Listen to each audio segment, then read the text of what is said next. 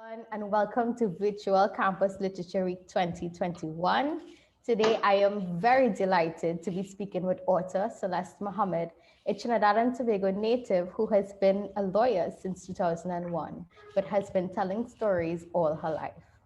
In 2016, she obtained her MFA in creative writing from Lesley University, and her goal is to dispel all myths about island life and island people, and to highlight the points of intersection between Caribbean and North American interests through her writing. Her debut novel, Pleasant View, is set for release on May 4th, 2021. It is my honor to introduce Celeste Mohammed. Hi, Hi everyone. how are you? How have you been? I am good. I'm good. I've been busy. Pleasant views keeping me busy, but otherwise I'm good. That's good. I'm really glad to hear that you've been well. Congratulations on the publication of Pleasant View. Thank Can you. you Thank you. can you talk a little bit about your novel and what was the inspiration behind it? Well, in one word, I could tell you the inspiration: Trinidad, Mm. right? Or Trinidad, in three words rather: Trinidad and Tobago, but more so Trinidad. I don't think I've spent enough time in Tobago to be able to really do it justice. But yeah, the inspiration for Pleasant View. Well, in the simplest sense, Pleasant View, the book that it is now, actually started off as my thesis when I was doing my MFA. So, and how did the thesis come to be? Over the 2 years of the program, we would have to submit work every month. And it's very strict deadlines. And so you know how that goes. You're just trying to survive, just trying to hand in your assignments. And so I wrote quite a number of short stories. And then in the final semester, when I was putting together my thesis, kind of trying to select the 6 stories that I would put into the thesis, I realized, wait a minute, without me actually being aware of it, these stories were sort of linked, at least in themes. So I said, you know what? If with a little bit of tweaking, maybe I could turn this into a linked collection. So that's what I did to hand in my thesis. And then, like I said, at that point, it was 6 stories. And after graduation, I just continued to work on them, work on them, work on them. And then I added 3 more. So the final book is nine linked stories. And I was able to work on them to the point where I would say, for me, it's more than a linked collection. Yes, each story can stand on its own, but I hope it is so linked that the reader comes away feeling like they've read a novel, actually. That completeness. So that's that's how Pleasant View came to be. I don't know if you wanted to talk about the subject matter of the book, or if that's a sufficient answer for you. Well, I mean, if you want to give everyone a little taste of what's to come, then by all means, go ahead. But no, but before I move on, do you have any questions about what I just said about the link collection? Yeah, I think that is really interesting because for me, I am really comfortable writing short stories. Yes. So I think personally, writing a novel is very scary. It's a scary thing. So it's very interesting that you saw that they all had a link and you ended up creating like an entire novel or a novel in stories, as you call it. Yes, So yes. that is really absolutely brilliant. And I'm really excited to read it when it comes out. So, Well, a couple things I should tell you. If you're scared of writing a novel, you're not alone. All of us are scared of attempting a novel length work. But short stories are a great way to trick yourself into writing a novel, because your short stories could become like chapters. mhm. And if you write enough, a teacher of mine during the MFA said to me, everything, no matter how long the book is, whether it's a novel, a novella, shorts, everything is built, the building block of everything is a scene. So if you can only manage to write in scenes, if you write enough scenes, you will have a novel.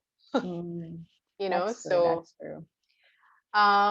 so getting back to Pleasant View, you wanted to know a little bit about the subject matter.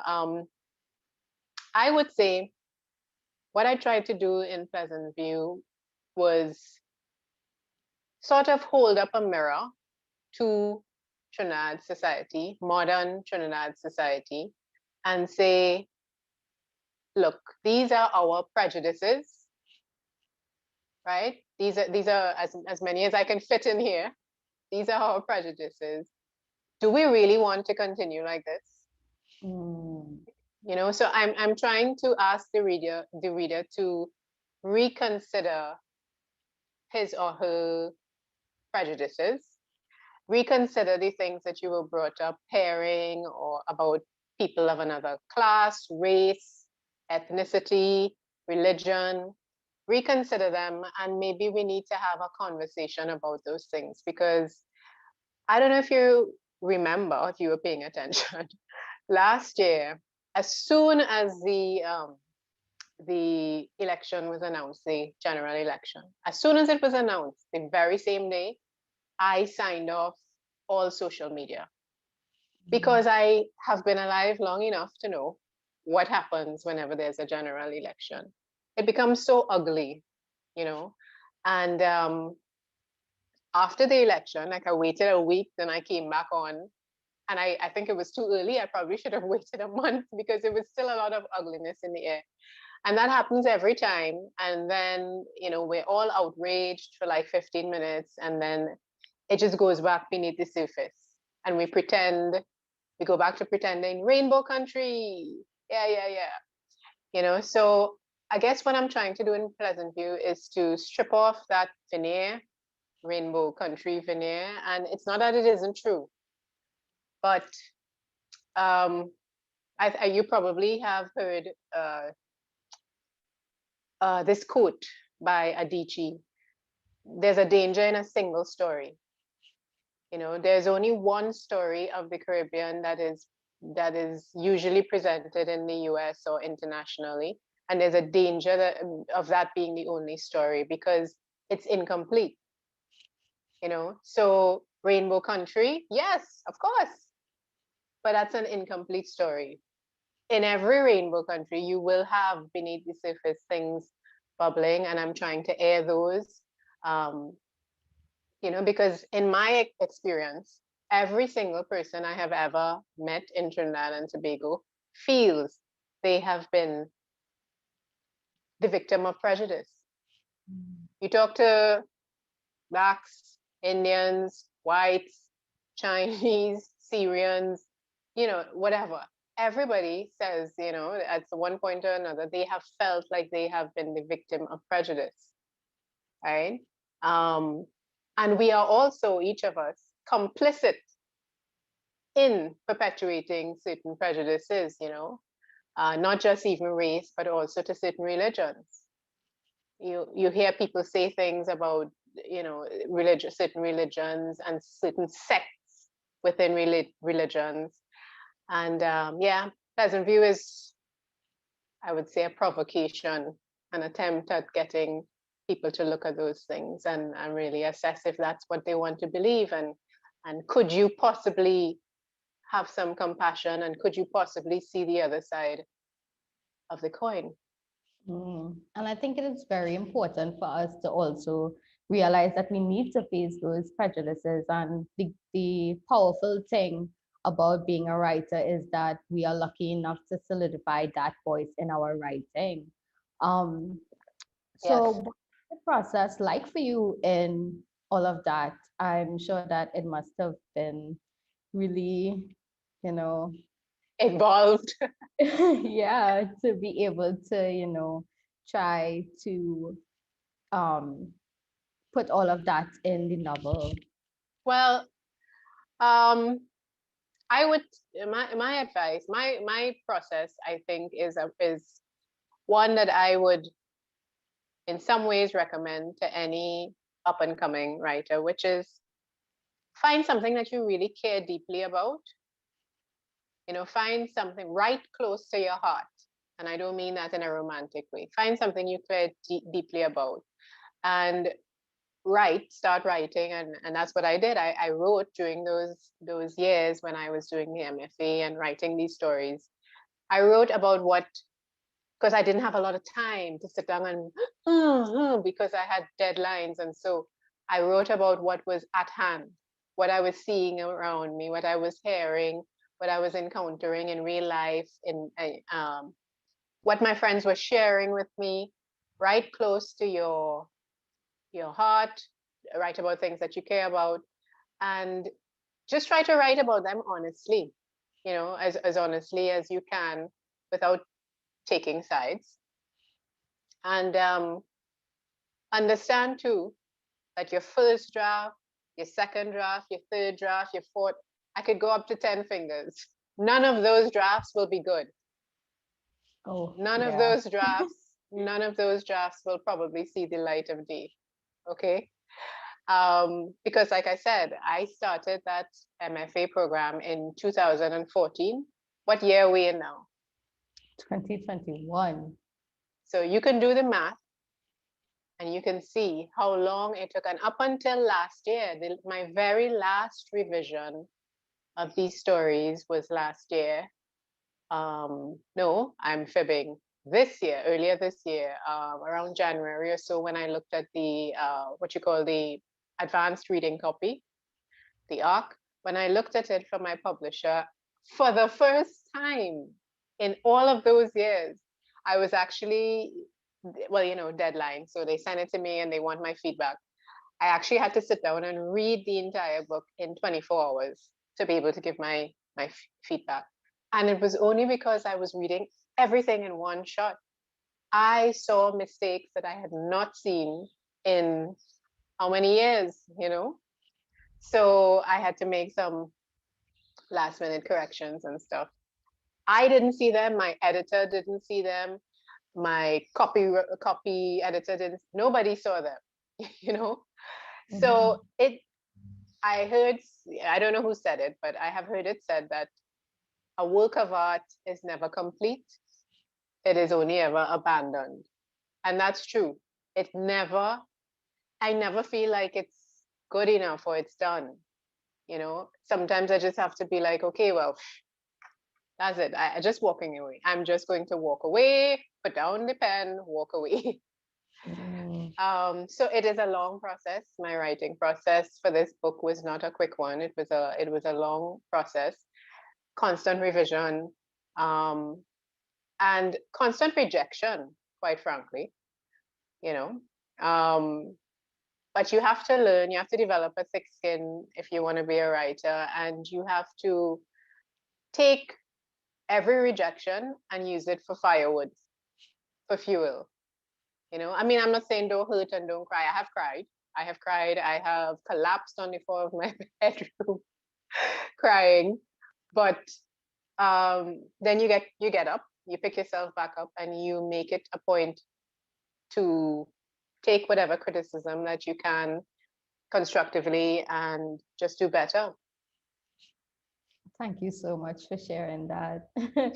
Because the writing process really is a tough thing, and you really do need to have thick skin because rejection will come, even if at some point you think that this is the best thing that I've ever written. You would think that now, but later down the line, when you read it again, you would realize that, oh my gosh, why did I ever think this was great? Yes, yeah. So yeah, I really appreciated that advice, and I'm sure that everyone watching would appreciate it as well. Good. It's very necessary. Yeah, there's something to keep in mind. Yeah, definitely. So I know Pleasant View is written in a mix of English and Trinidadian Creole. Yes. Now, as fellow writers, my MFA colleagues and I have had a lot of engaging discussions on our own experiences writing in Trinidadian Creole. Mm-hmm. mainly on the fact that it's a very oral thing. So there isn't a specific way to spell certain words. And a lot of people, a lot of Trinidadians tend to spell certain words in different ways. Mm-hmm. So what are your thoughts on writing in Creole and how has that process been like for you?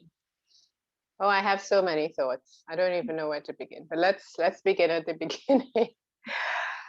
Uh, it was very difficult for me to write in Creole. Very, very difficult.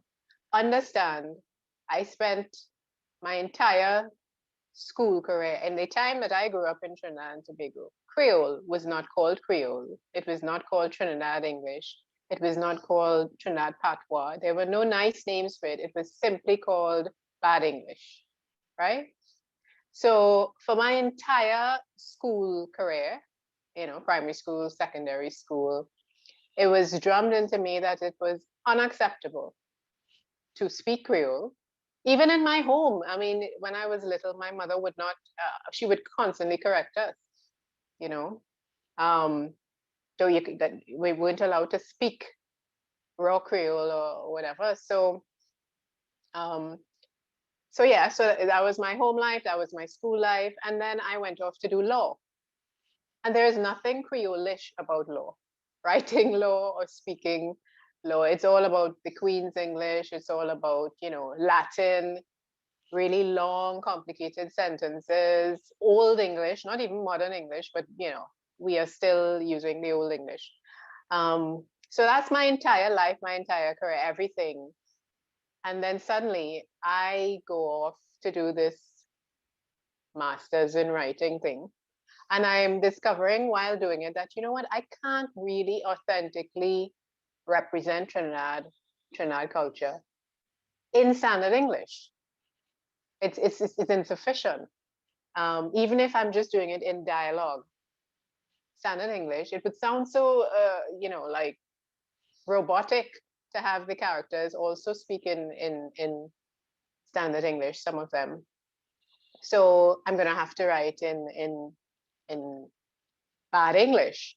So it started that way, trying to do that. And then I would tell you the very, very, very, very first story I had. Well, you know how it goes in MFA. You submit your stories and then they get workshopped. Workshopped is a nice name for being ripped apart by a room full of people, right? So that very first story I submitted, when it was workshopped, like I said, the dialogue was in Creole, and the comments from everybody, most people, it was like, look, we can't understand this. We can't understand this. This is just too regional. That's what they would say. Too regional, or and things like that. And maybe you could, tone it down a bit. Those were the comments. Now I'm the only, not only the only person of color, the only small islander in this entire room, right? And that's what people would say, and in these workshops.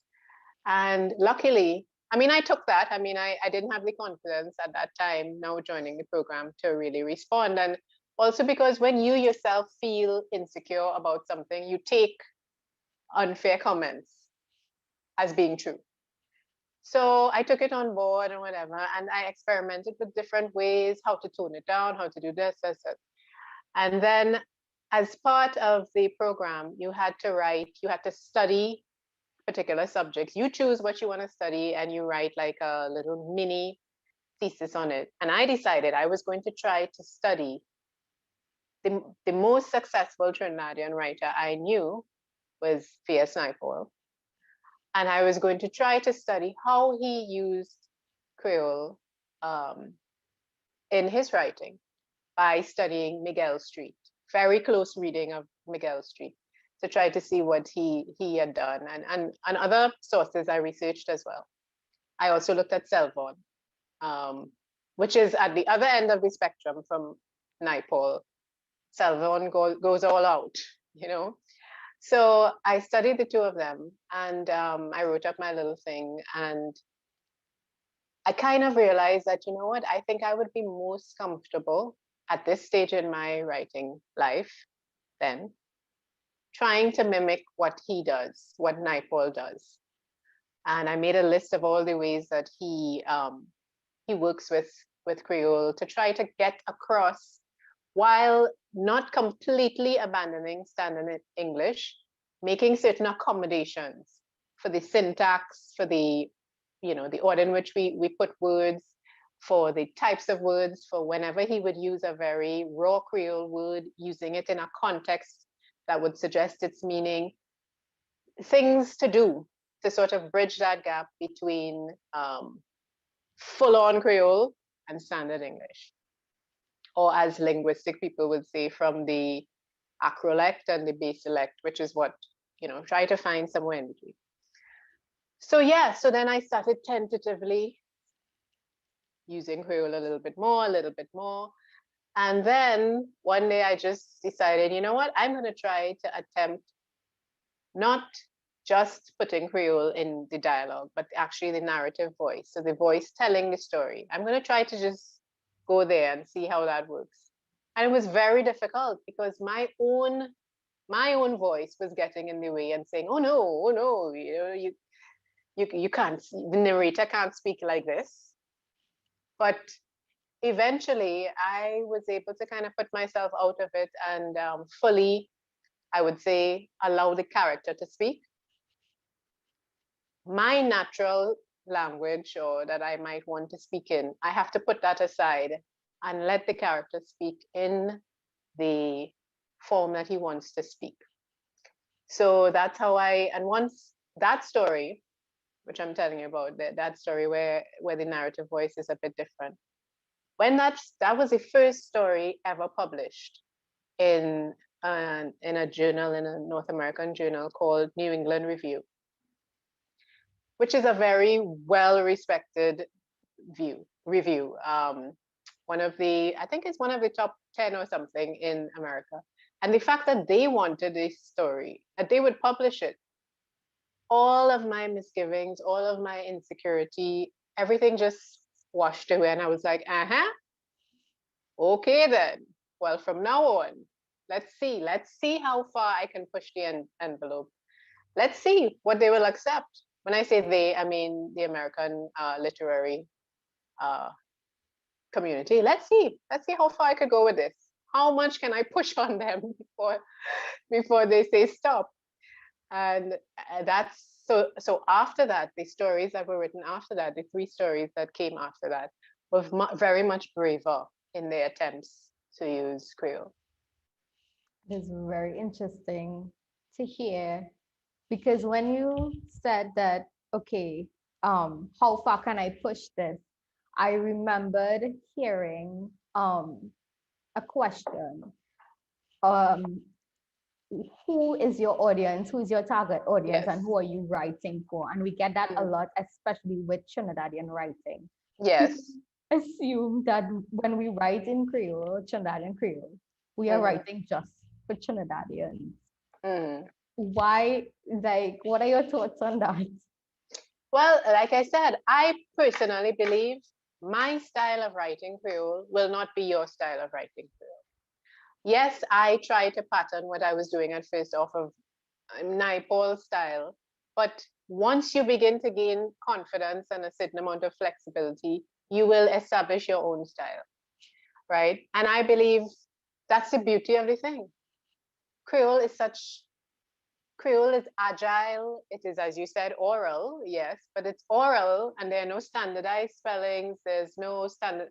And I think that's great because that makes it very agile, it evolves quickly. The Creole that we are speaking today, if we were to lapse into Creole, or if you were to go wherever you want to go, in fact, there's so many different Creoles in Trinidad, it's not funny. But anyway, what we're speaking today and calling Creole generally is a very different Creole to the one my parents would have grown up, or your grandparents, and that's because it is not standardized. It is alive and breathing and evolving and growing, and that's fantastic. And every writer, maybe in 10 years, the way I would be writing Creole would be different. We have to evolve with the language, and and learn how to use it. And I lived in Belize for a bit, and about 4 years, right after law school. And they have gone a long way towards trying to standardize their Creole and actually teach it in schools, and have it respected as a language and stuff like that. And that's great, kudos to them. I think it is important to protect languages that might be in danger of just disappearing off the face of the earth. We should protect them, but I don't know how much I want to see everything just get standardized. Like, this is the way you speak Creole. This is the way you write it. I feel that would certainly dampen to some extent the vibrancy of the language. That's true. There have been a lot of conversations on Creole and whether or not it should be standardized or should be taught in primary schools, secondary schools, if whether we should even start to write academic essays in our language, and what are your opinions on that? Is that a direction that we should consider going? Well, I think that's a question for the academics. I'm not an academic. I think it really is a question that UWI has to grapple with. UWI is the University of the West Indies. And let's be honest, Trinidad Creole from, let me say, tongue is different from Trinidad Creole in Tobago, in Barracoa, up in the East. I mean, so many different ones. And then if we start going outside, Barbados Creole, Jamaican Creole, so being the university, not of Trinidad, but of the West Indies, UWI has to decide if it wants to accept scripts in Creole and which Creole. Because a teacher from Trinidad may not be able to understand a script from a student writing in Jamaican Creole. That's true. You understand what I mean? There's so much there that needs to be unpacked. And that really that's what academia is here for, to study the hard subjects. That's true. That's true. So as writers, we all face our own set of challenges that come in different shapes and forms. But a hurdle that we all share is that dreaded writer's block. So how do you deal with writer's block, and do you have any advice that you can share in dealing with it? Because sometimes it could be such a pain to deal with. This is going to sound strange, but it depends on what you mean by writer's block. Because if you mean writer's block in the sense that no idea is coming, I can't think of what to write about. Staring at the page, blank page, don't know what to write. I've never experienced that. Trinidad is too exciting. It's too exciting, a country, an island, and personally, my family is too exciting for me to ever have nothing to write about, right? So I've never experienced that kind of writer's block. What I have experienced is, why am I doing this? Is it even worth it for me to sit down and try to write something? Why am I putting out this effort? I just don't have the zest, to put out this effort, because it feels like I'm just treading water and not going anywhere. That kind of writer's block, the kind that blocks you from wanting to sit at your desk and do any work, I have experienced that. And I would say, actually, before Pleasant View was accepted for publication last May, I hadn't written for like 6 months before. Before COVID started, I hadn't written anything for a good long while, about 6 months. So, because I just was at a place where I was like, you know what am I doing? So, but what I've learned to do over the course of how many years, whenever I get into that place of not wanting to write, doubting myself, doubting the purpose of writing, And sometimes it happens after a rejection, you know. I start reading. And once I start reading, throw myself into reading, totally forget about being a writer and just throw myself into reading. Read for 6 months, read for 9 months, read for how long it takes.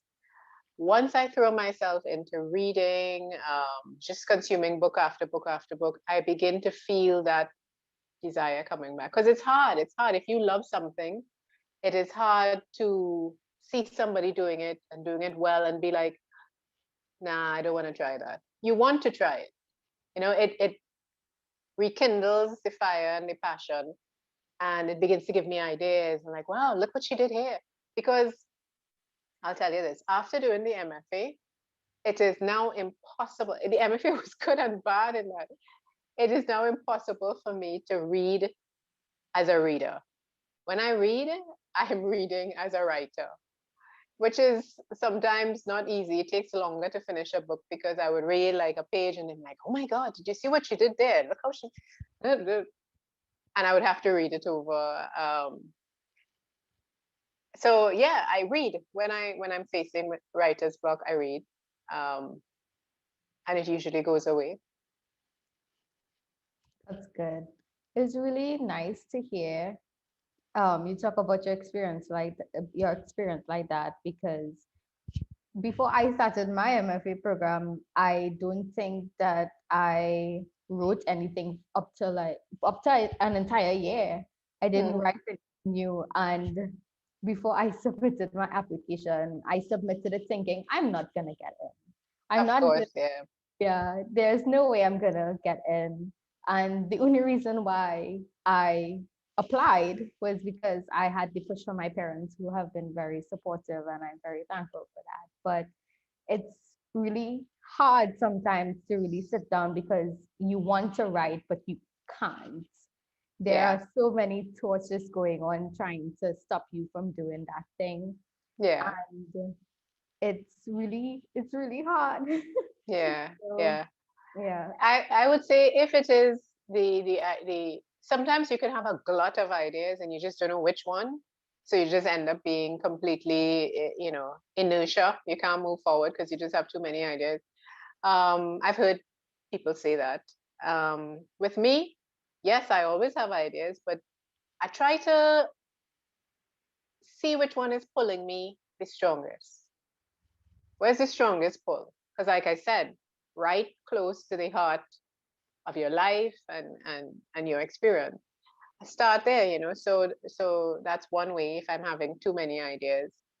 And also, I personally believe, if you ask me, yes, okay, people, I'm a writer, yes, but I believe that writing and calling yourself a writer, I believe those are like misnomers. They're not the right word for what we do, at least what I do.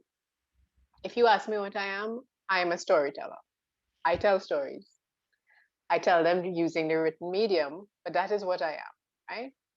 Uh, Also, so much of what I do in the course of telling stories does not involve writing in the sense of sitting and typing. So much of a story begins before I even sit at my desk. So much of it begins in reading. So much of it begins in, I would say 90%, not 90, that's maybe 70% of what I do involves listening, right? So the more appropriate word for me would be, I'm a storyteller listener. That's what I do. And yes, the mechanics of how I get my stories out is writing. But 70% of what I do is listening. And if you listen to what's happening around you, if you listen to the interactions that you have on a daily basis, you listen to the news, you listen to the things people say to each other, it's hard to not have ideas. You listen to what people say and you listen to what people don't say, the subtext, you know. So there's a lot of listening involved. And also when I'm alone in my thoughts or I'm doing something, whether cooking, driving, whatever, I'm replaying what I've heard. I'm listening to it again, listening. And so by the time I actually formulate a story and come to my desk, so much has happened that the writing is almost like to some extent, an afterthought. Yeah. But you have to you have to disconnect. Sometimes you have to disconnect from the writing segment until it's time to go there, and just let yourself experience what's happening around you. Experience it, listen to it, think, look at a flower, really look at a flower. How would you describe that? Describe it to yourself, fully experience things around you. And so when the time comes to write, you're drawing on all those resources. Yeah, and like you mentioned, we are so lucky to be living in Trinidad because there's always something happening in Yeah, Trinidad. Like you could be walking down the road and you would meet someone and their reaction to someone going down in a pothole. That is an entire story in itself. think So, about it. At the heart of every story, every single story is about conflict in one form or another. And you could be, as you say, walking down the road, there's a vagrant at the side of the road, somebody hand him $1. He say, I don't want this. Or you could give me $1. That's conflict. exactly. And there's so much that you could take from that little thing that you saw, that little interaction of conflict, and you could draw out in any direction, you know? Exactly. Yes. So, I know you touched on it a few times, but you graduated from Leslie University with your MFA in creative writing. So, can you Mhm. speak a little bit about your MFA experience, given that you are a Caribbean writer, Trinidadian native, who Mm. was enrolled in a program in the US? Yeah. Well, naturally, I was the only one in my cohort. Um, the thing about Trinidadians that we're really good at kind of just fitting in, making ourselves comfortable wherever in the world we manage to find ourselves, right? What is it Benjai sang? And we make good company. What song is that? Trini to the bone? Is I that the said song? Trini, I Trini think. I said as a Trini. Trini. Yeah. Yeah. And we make good company. Yeah. So it's not hard for a Trinidadian to pull up on a campus in Cambridge, Massachusetts, and just be the only Trini and just really get by and have fun and make friends. And so none of that, the social part of it was not difficult at all for me. But there was a certain amount of anxiety for me in would my culture be understood? Would, like I said, with the Creole, where, how to write so that I would be doing justice to my culture and my audience back home, as well as be understood. Um, would anybody want to read what I want to write? Would any of these North American people want to read what I want to write? I'm not sure if you saw it, but some time ago, Prime Minister Mia Mottley gave a speech, and in her speech, she quoted uh, Peter Minshall. And I actually went and like listened, and until I found the quote, I wrote it down because what she said, and quoting him, was a very, very important thing. And the point he was making was that coming from a small island, being a small islander, you always go through life with this feeling of maybe we're not good enough, maybe we're not good enough. Maybe these things that we do, they're not good enough, you know. You always feel a little bit lesser.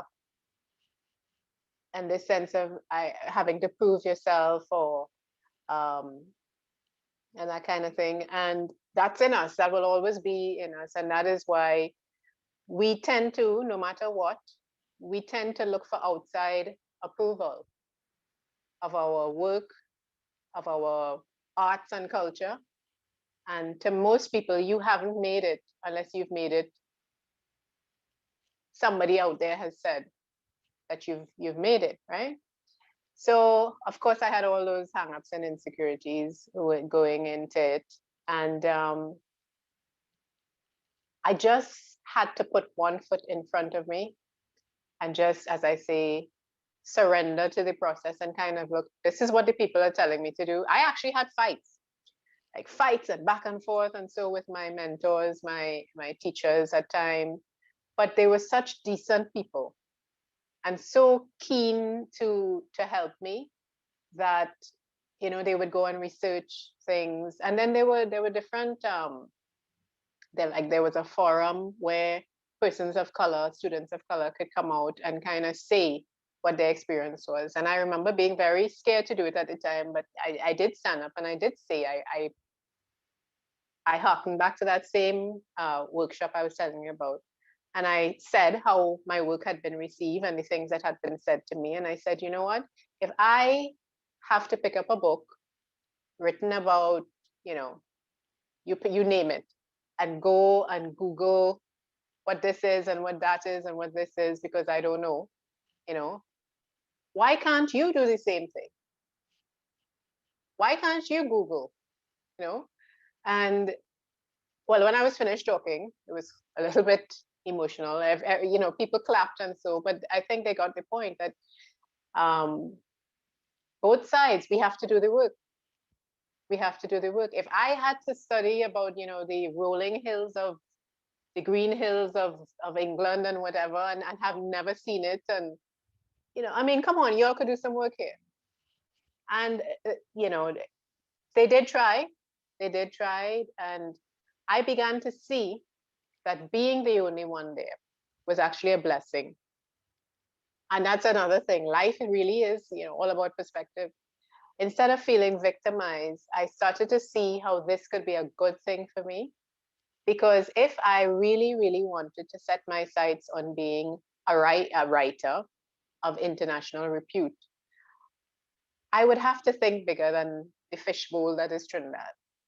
And I would have to be able, I was very confident that anybody in Trinidad would pick up my work and read it and it would be authentic.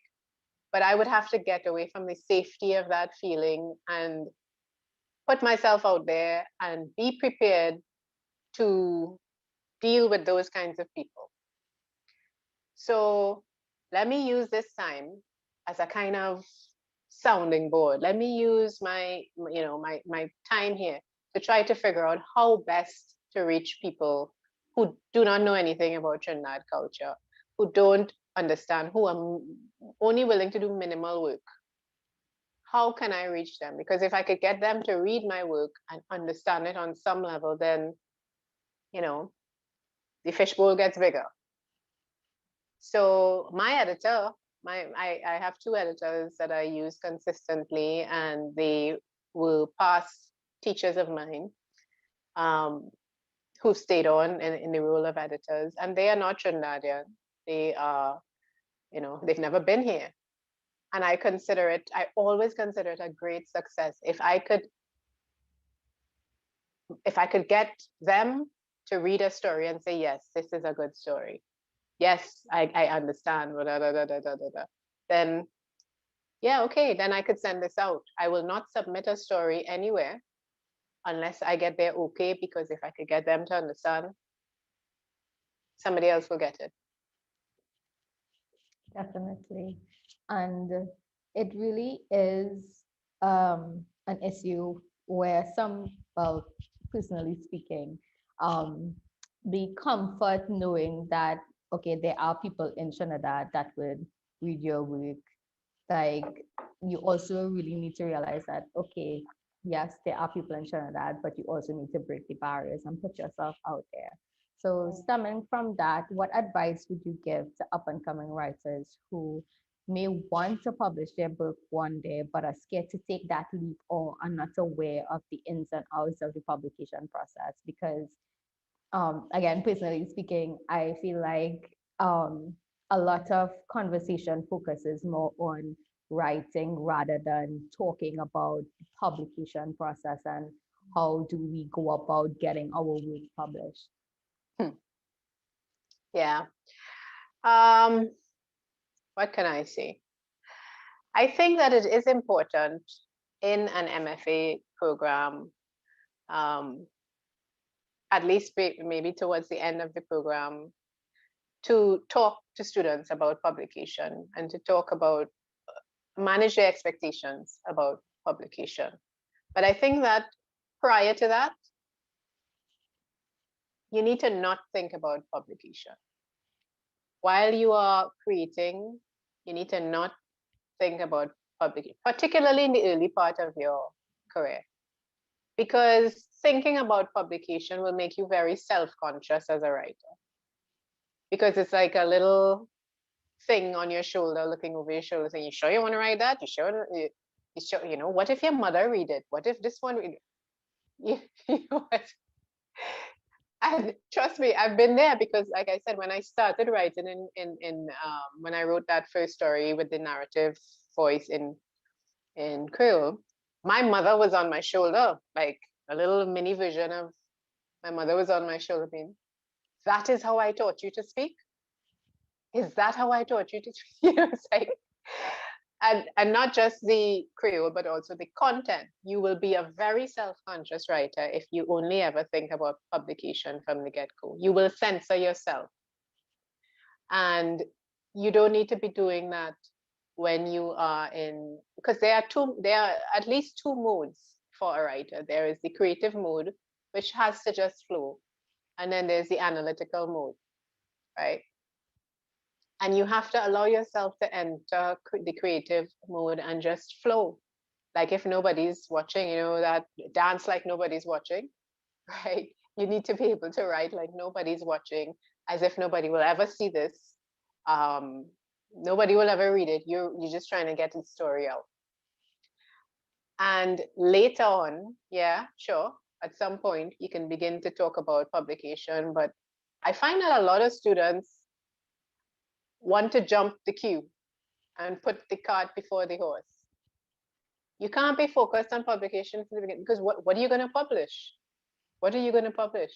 What have you written that is of that caliber that somebody should publish it? No, it will get published in time if you do good work.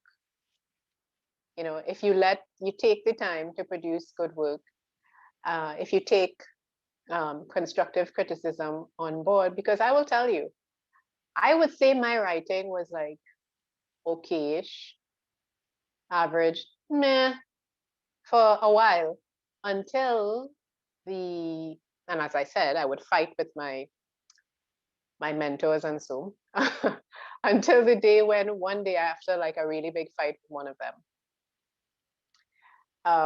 and we would fight writer style, right? So like I would write like a 10-page thing, and then he would write back like an 11-page thing, and we would fight that way, you know, using big words. And after one of those battles, I kind of just stopped and I said, you know what if I let down my guard and I just assume that he is right?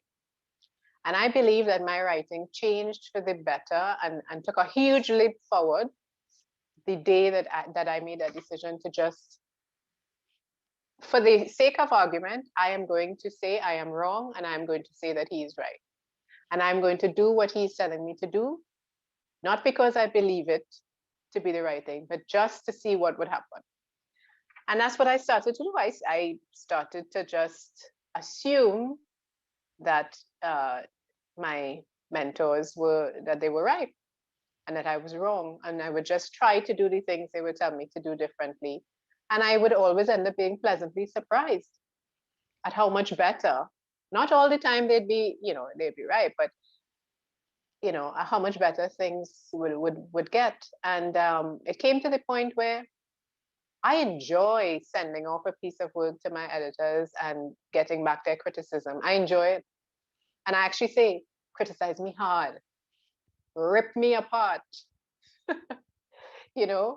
make me cry. Because I know that by the time I pick myself back up and I work through all their comments and stuff, it's going to be a better piece. So my advice to students is find somebody that you trust to criticize you. Find somebody who will criticize you honestly and not just, yeah, girl, that song is real good. Yeah, that song is real good. If that was a book, I would buy that book. Don't go to people who will tell you what you want to hear, right? Find somebody who respects you enough to criticize you, and knows how to give good criticism and feedback, and start taking it without taking it personally. Take it on board, and allow yourself to grow as a writer. And don't think about publication, just let your craft grow. And the time will come, yes, when you have to think about publication. And that's a different question. When you get to that point, then you have to start to think about putting on your suit of armor, because I think I've probably in my career so far, from I started submitting things in late 2016, and from late 2016 to now, I feel I've been rejected probably like, could be 300 times. There's a lot of rejection, a lot of rejection that you have to face. So if you can't take criticism, you are never going to be able to deal with rejection. And being published is not knocking on the door. Hi, Mr. Publisher, this is my work that I just think is fantastic. And he's going to say, yes, we're going to publish it. That's not how it works. It's knocking on many doors. It is kissing a lot of frogs before you find a prince. Lots of rejection. So make up your mind. And that's the thing. I think the process weeds out those of us who are really serious about this and those who are not.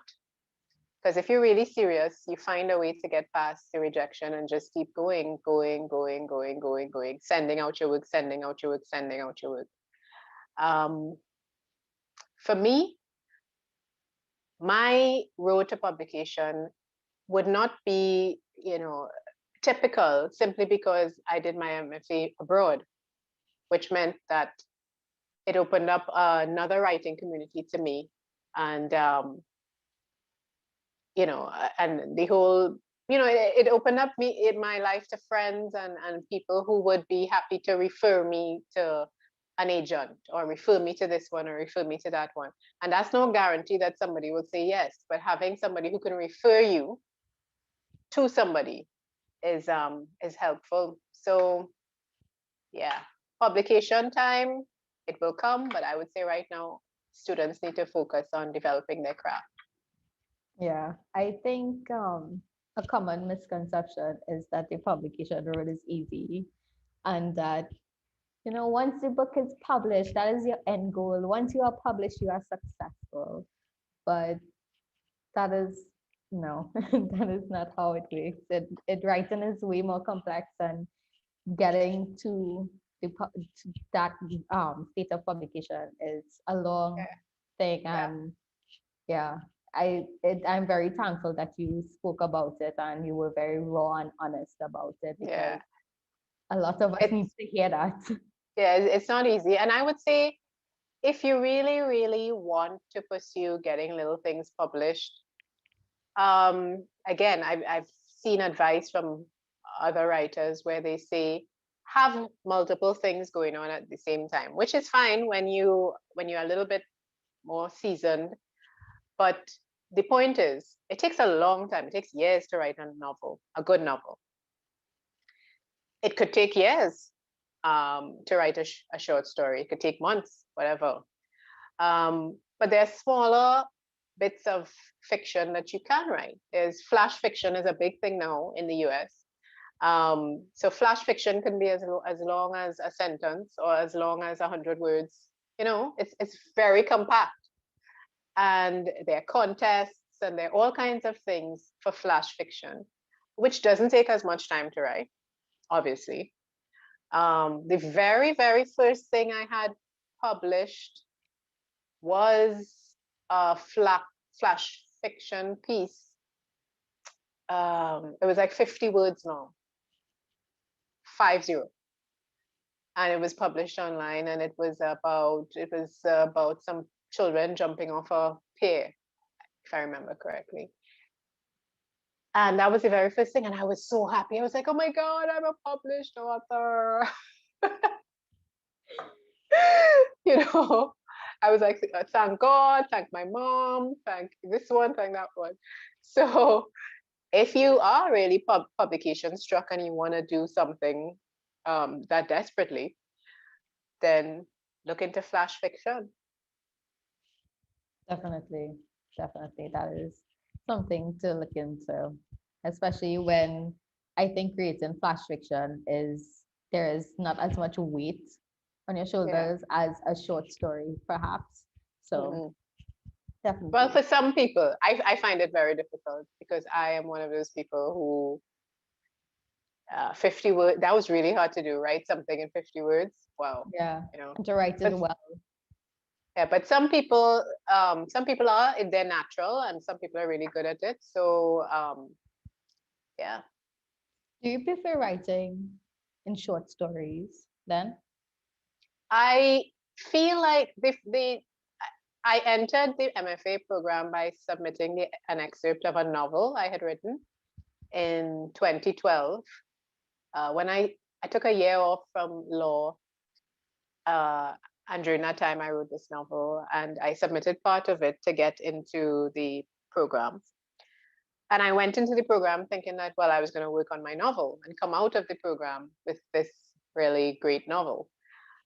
But my mentor at the time, she was like, you know what? You need to write short stories because you need to. Short stories are really good um, training ground.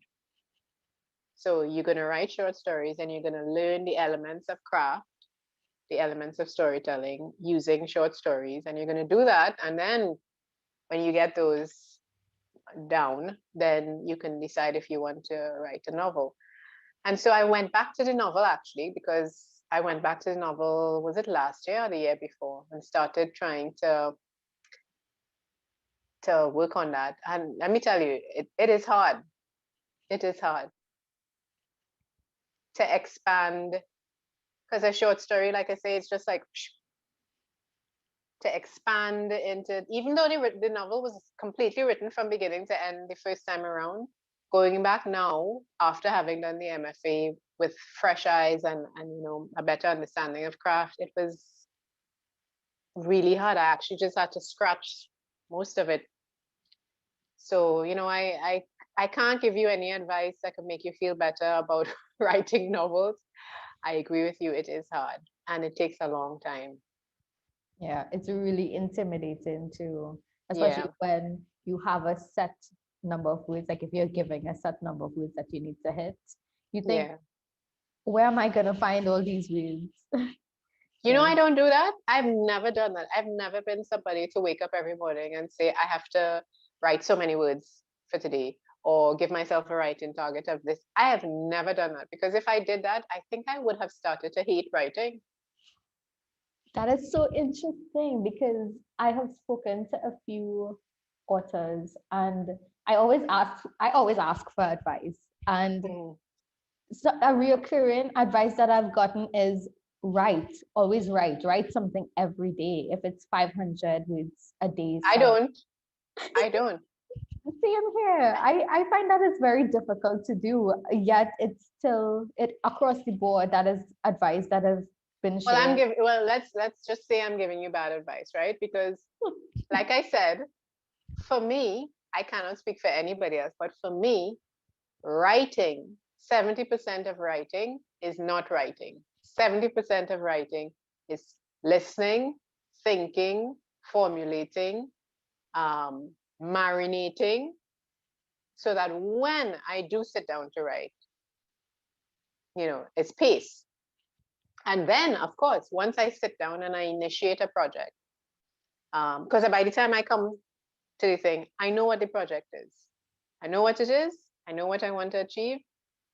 I'm going to sit down and from here on, every day, yes, I am going to write. Whether it be an hour, 2 hours, 3 hours, usually about 3, 4 hours, right? I know what the project is. I'm going to sit and every day I'm going to write until I get through the first draft and then I'm going to rewrite it until I get to the point where I want my editor to see it.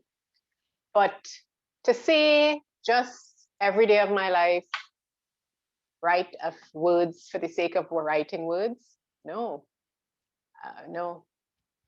It's really comforting hearing you say that. I know it works for other people, but Mm. yeah, I would say that I am still engaged in the practice of writing by all the other things, listening, whatever, filing stuff away. I make notes on my phone all the time. yeah, same All here. the time I make notes on my phone. So the writing process is still happening, but the mechanical act of sitting down and typing is not happening every day, no. Yeah. And another part of the writing process is editing, which is Yes. something that I personally struggle with a lot. So, how is the editing process for you, and what advice can you give to someone who Well, struggles a lot? I would say, as I mentioned earlier, very early in my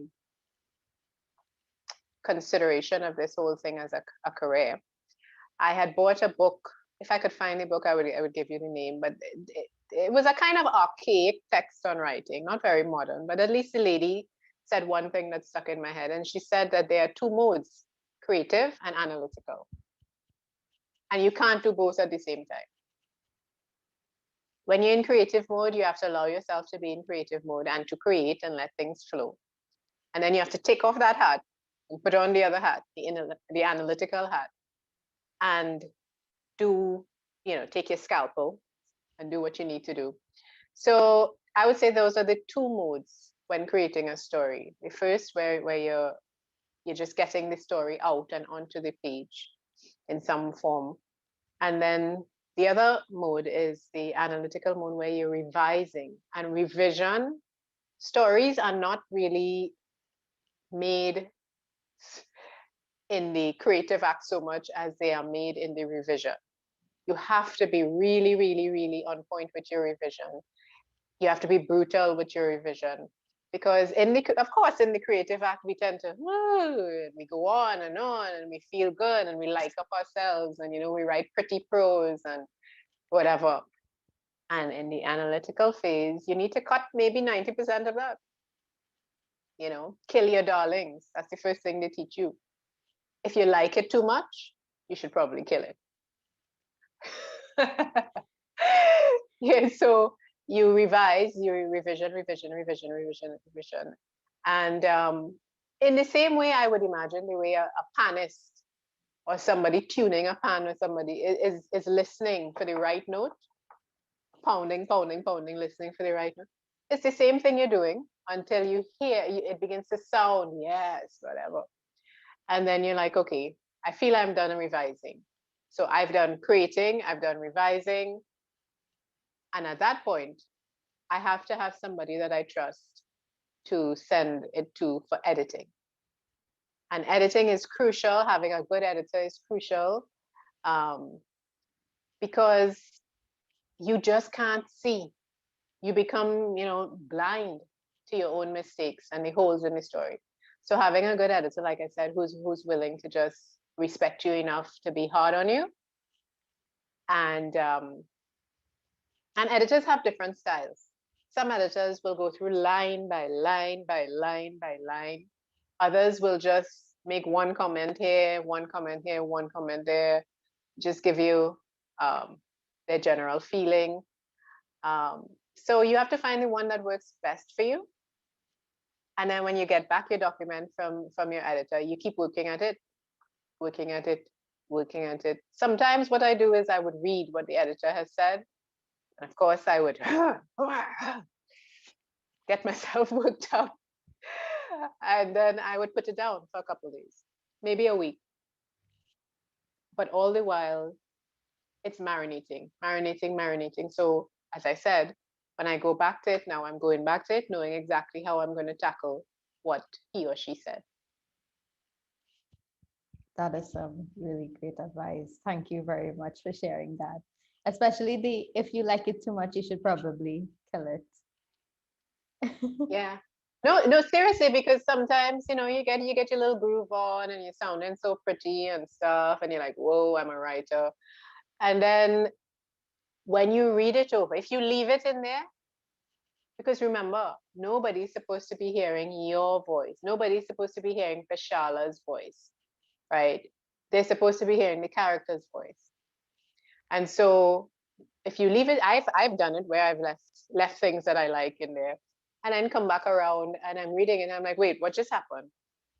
What just happened? Because we just went from being inside the voice of the character and the belly of the character. We just went from that to this very Celeste sounding sentence. And it kills because remember, when your reader is reading, you don't want to distract them at all from the story. You want them to enter the body of the protagonist and sit in there and forget.